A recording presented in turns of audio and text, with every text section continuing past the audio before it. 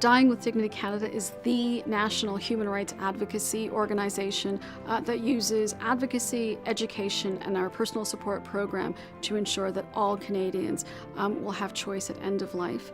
One of the advantages that Dying with Dignity Canada has is that it is the only organization in this area of philanthropy.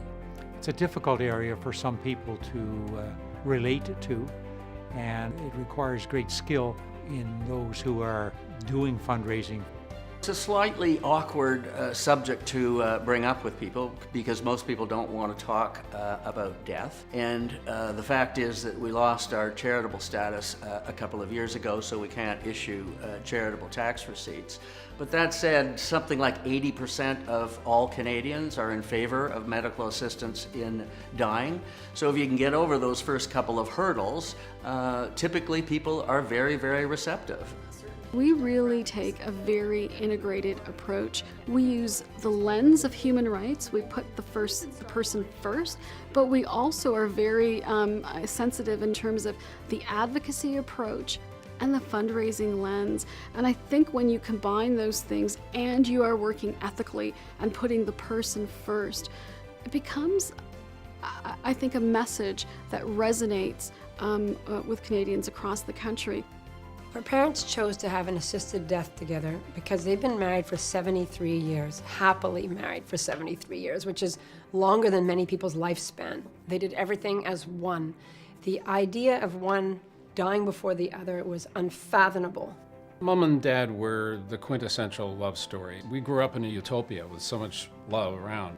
After Mom's heart attack, I remember her looking at me and saying, "Where's Brick?" And I said, "Well, he's gone to get some food." And she said, "I'm not leaving him." And they really hung on for each other. Dying with Dignity Canada supported my parents by being extraordinary, exceptional people. They were amazing to Mom and Dad. There was a lightness about Mom and Dad after the date was fixed.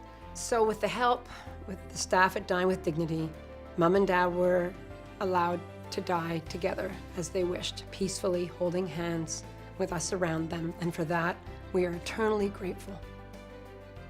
They are a very small group of people who have done a tremendous amount of work with very, very few resources, tirelessly over many years, and so I have nothing but admiration and esteem for them. Well, on behalf of Dying with Dignity Canada, I do express our sincere appreciation for this award. It means a great deal to the cause that we are committed to supporting, and we're very, very grateful for this recognition.